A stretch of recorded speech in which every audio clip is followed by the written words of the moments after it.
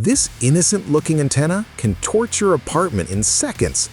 And this car hack? Pure video editing trickery. Today, we're going full detective mode, plus a bit of bomb squad. We're breaking down 4 viral videos, from a DIY welder that wants to kill you to free energy from grass. Let's bust some myths. You might want to get the kids out of the room for this one. If you thought you'd seen bad ideas, this project is a nosedive off a cliff. They call it a welder made from a fridge compressor. Let me be clear, this viral welder is fake, and trying it could get you killed. Here's the pitch. Welders are expensive, right? So why not make a miracle DIY machine out of trash? Sounds great, but here is why this is physically impossible and incredibly dangerous. The physics of a transformer are real, sure, but a compressor motor isn't built for this. It has an open magnetic circuit. It might spark for a second, but it won't hold an arc. And that's not even the scary part. The danger starts the moment he puts an angle grinder to the hermetic casing. Inside that compressor is oil and refrigerant gas. One spark from the grinder mixed with oil vapor in a pressurized can? Congratulations, you just built a flamethrower aimed directly at your face. If you somehow survive that, welcome to the electrical nightmare. Those homemade windings, they're running on mains voltage, 220 volts, sitting there completely exposed. No varnish, no insulation. One slip, one accidental touch to the casing, and the full mains current goes right through your body. Plus, look at him welding galvanized steel indoors. That's a one-way ticket to zinc poisoning. A compressor is a great air pump or vacuum chamber. Leave it alone.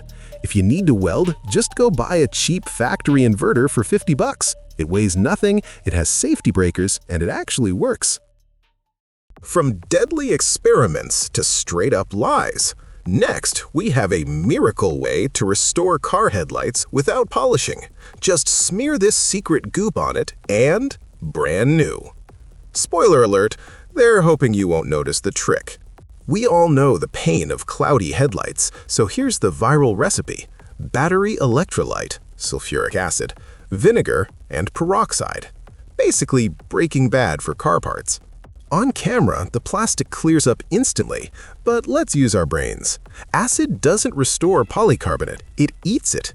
If you wipe plastic with a strong solvent, it looks clear for 10 seconds while it's wet, and then it clouds over permanently as the structure dissolves. But the real trick here isn't chemistry, it's editing. Pause the video right here. Before the fix, the headlight has a VOR marking and scuffed mounts. After the miracle, it says SAE and looks factory fresh. See what happened? The guy just swapped in a brand new headlight while the camera was off. It's a complete setup. Don't try this at home. That acid mix will burn your skin and lungs and destroy your lights. The only real fix is mechanical sanding, polishing, and a UV clear coat. No magic, just elbow grease. How about sticking it to the utility companies? This next project promises free energy. The prepper's dream. A biogas generator made from 2 trash cans. Gas is expensive, grass is free. The concept is simple. Bacteria eat the grass, they fart out methane, you burn the methane. Scientifically, yes, this works, on a massive industrial scale. But this video is lying at the speed of light. To get the pressure they show here, you would need tons of biomass and weeks of fermentation. From 2 barrels of lawn clippings, you'd be lucky to get enough gas to heat a thimble of tea. That roaring blue flame? A hidden propane line feeding in from the bottom. It's a prop. But here's the kicker. Safety. Methane is explosive. Plastic barrels aren't rated for pressure. Cheap DIY hoses leak. One spark in your garden shed, and you're blowing the roof off. Biogas is cool, but it's not for the backyard. You want to save money? Insulate your house. Leave the explosive gas production to the pros. And finally, a life hack that belongs in a forensics textbook. How to fry your TV and burn down your house in 5 minutes. The game's starting and you need an antenna. This guy takes a standard mains plug, screws in 2 bolts, and plugs a coax cable into it.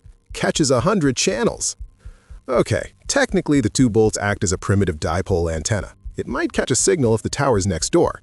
But think about the form factor. He used a power plug.